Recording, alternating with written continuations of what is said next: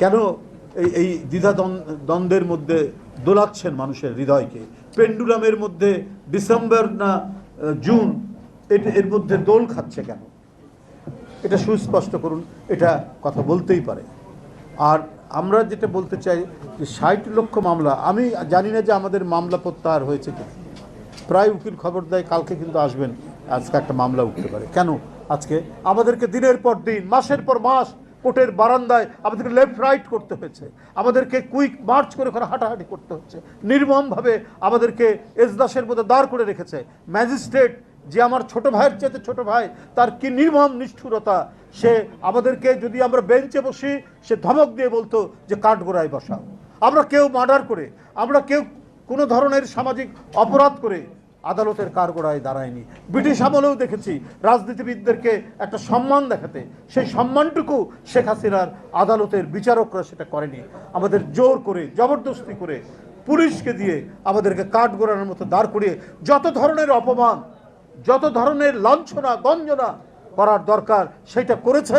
শুধুমাত্র তার লুটপাট, তার অনৈতিকতা এবং দেশের গণতন্ত্রকে গ্রাস করে নিয়ে আজীবন মহারানী হয়ে থাকার তার যে আকাঙ্ক্ষা, সে আকাঙ্ক্ষা বাস্তবায়ন করার জন্য এই আদালতকে দিয়ে কাজ করেছে শেখ হাসিনা। তাহলে আজ 8 মাস হলো নেই, এই মামলাগুলো কেন প্রত্যাহার হয়নি? অনেকেই বলতে পারেন প্রধান উপদেষ্টা, আমরা শুনেছি তার মামলা সব প্রত্যাহার হয়ে গেছে। উনিও শেখ হাসিনার ঈর্ষা, বিদ্বেষ এবং আক্রোশের শিকার। আমরা নিজেরা যেমন আন্দোলন সংগ্রামে থেকেছি, আমরা কথা বলেছি, আমরা নিপীড়ন নির্যাতন সহ্য করেছি। আজকের যিনি প্রধান উপদেষ্টা, তার উপরে হয়েছে, 2-1 উপদেষ্টার উপরেও নিপীড়ন নির্যাতন হয়েছে। কিন্তু কথা হলো যে তাদের যদি প্রত্যাহার হয়ে যায়, তাহলে এই লক্ষ লক্ষ মানুষ, এটা বিরল। মাহাদি আমিন ঠিকই বলেছে যে পৃথিবীর অনেক দেশ আছে, ডেনমার্ক, তার লোক সংখ্যা মাত্র 5 মিলিয়ন, মাত্র 50 লাখ, আর আমাদের নেতাকর্মীর নামে মামলা 60 লাখ। একটি দেশের জনসংখ্যার চাইতে বাংলাদেশে আসামির সংখ্যা বেশি। তো কেন এটি হবে? এই প্রশ্ন তো হতেই পারে। অধিকাংশ উপদেষ্টা যারা, তাদের দুর্নীতির সাথে কোনো সম্পর্ক নেই, কিন্তু কিছু কিছু দুর্নীতির কথা তো উঠছে, এবং সেই দুর্নীতিগুলো ভয়াবহ। ছাত্রদের আন্দোলনের প্রতি আমাদের গভীর শ্রদ্ধা রয়েছে, কিন্তু ছাত্ররা ভালো করতেন যে আজকে রাষ্ট্র, সমাজ, রাজনীতি, ব্যুরোক্রেসি যে দুর্নীতিগুলো আছে তার বিরুদ্ধে ক্যাম্পাসে ক্যাম্পাসে সোচ্চার থাকা।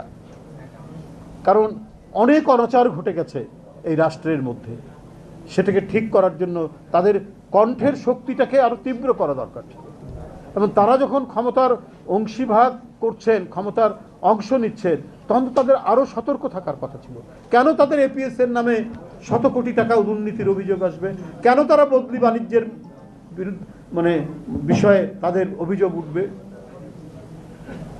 এই অভিযোগ তো উঠছে। স্বাস্থ্যমন্ত্রীর পিএ আরেক, স্বাস্থ্য উপদেষ্টার পিএ আরেক উপদেষ্টার বোধহয় এপিএস। এটা তো ভয়ঙ্কর ব্যাপার। শেখ হাসিনা তো ওটা 3টা ডিগবাজি দিবে এসব কথা শুনলে। রেলওয়েকে দেখার জন্য সেখানে আবার বৈষম্য বিরোধীদের একটা কমিটি করে দেওয়া হয়েছে। রেলের একজন সাবেক ডিজি বলেছে যে সেখানে এই যে রোজার মাসে টিকিট কালোবাজারির সাথে এই সমস্ত বৈষম্য বিরোধী ছাত্র নেতারা জড়িত। শত শত কোটি টাকার আপনার টিকিট কালোবাজারে টিকিট বিক্রি করা হয়েছে, তারা বাণিজ্যের সাথে যুক্ত। তো সেটা অন্তর্বর্তীকালীন সরকার দৃঢ় হাতে সেটা তো দমন করা দরকার ছিল।